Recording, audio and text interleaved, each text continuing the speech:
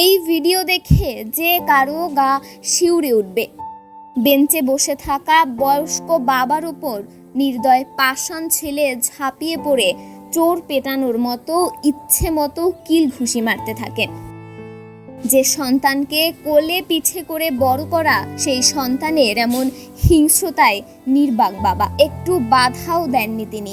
টানা 1 মিনিট ধরে কিল ঘুষি দিয়েও গায়ের জ্বালা মেটেনি তার।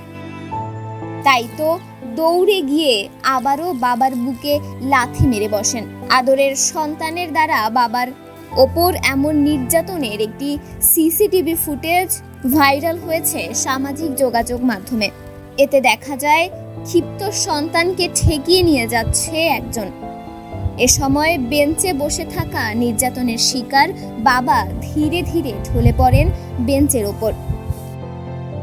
এই দৃশ্য দেখে দৌড়ে আসেন দুজন, ধরে বসানোর চেষ্টা করেন তাকে, কিন্তু কোনো লাভ হয়নি। দ্রুত নিয়ে যাওয়া হয় হাসপাতালে। তবে কয়েকদিন পর চিকিৎসাধীন অবস্থায় মারা যান তিনি। এই ঘটনা ভারতের তামিলনাড়ুর পেরাম্বালুর। প্রশাসন বলছে গেল 16 ফেব্রুয়ারি সকাল 8:30টার দিকে তার সন্তান সন্তোষের হাতে নির্মম নির্যাতনের শিকার হন বাবা। জানা গেছে বিপুল সম্পদের মালিক ছিলেন 65 বছর বয়সী কুলন্দাই ভেলু নামের ওই ব্যক্তি। নিজ মালিকানায় ছিল সম্পত্তিও।